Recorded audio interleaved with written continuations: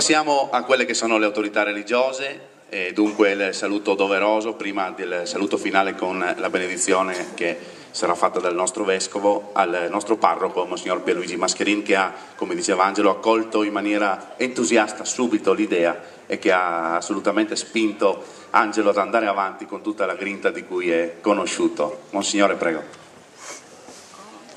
No, solo per ringraziare, non ho nessun merito, ho incoraggiato fin dall'inizio questa iniziativa perché vedevo che era un desiderio dei concordiesi. Passando nelle famiglie mi capita sempre di soffermarmi su una fotografia magari ingrandita che ricorda quell'appuntamento e molti mi dicono c'ero anch'io. Ci sono addirittura incorniciate le fasce e le sciarpe che erano state distribuite, i fazzoletti per quella occasione.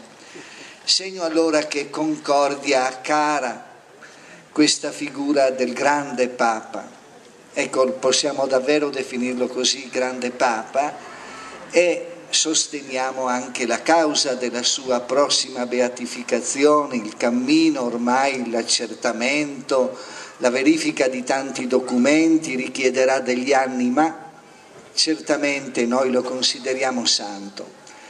L'approccio poi con questo artista, io non lo conoscevo e subito, quando ci siamo incontrati la prima volta, vedendo le sue carte di presentazione, i suoi lavori, mi ha fatto venire in mente, lui è chiamato appunto l'artista del vento, proprio il giorno dei funerali del nostro Papa Giovanni Paolo II, quando il vento, se ricordate, su quella bara appoggiata a terra, spostava le pagine del Vangelo. Ecco, allora ho collegato questa presenza dello Spirito, perché essere profeti vuol dire mantenere anche oggi l'attualità del messaggio. Ultimo spunto che offro, la attenzione, la sensibilità dei concordiesi per le cose belle, pulite, come questo. Avere dei modelli davanti a noi, anche in questo anno sacerdotale in cui scopriamo l'originalità, la testimonianza bella resa da tanti preti e lui come Papa, ci fa bene.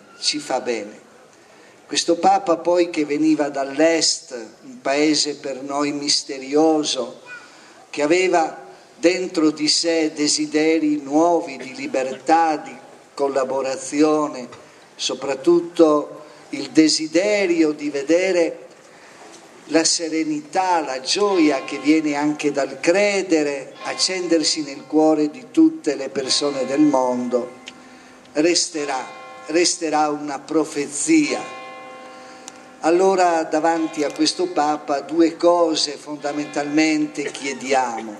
Ecco, chiediamo di poter cogliere l'attualità del suo messaggio, che è un messaggio, è stato detto, di pace certamente, di vita nuova, ma soprattutto che ci toglie ogni paura. Lo vedrete com'è piazzato, lui sembra sicuro qui, però ci viene incontro a tutti quasi per prenderci personalmente e dire non aver paura, ci sono anch'io con te. Ecco, se questo messaggio passa, viene anche portato nei tempi futuri alle nuove generazioni, noi oggi abbiamo un motivo in più per essere contenti. Grazie. E grazie a Monsignor Mascherin, e direi che proprio questa frase, non abbiate paura, è una delle frasi che sicuramente ricorderemo tutti di Giovanni Paolo II, che veramente mi ricordo anche nelle giornate mondiali della gioventù più volte diceva ai giovani non abbiate mai paura.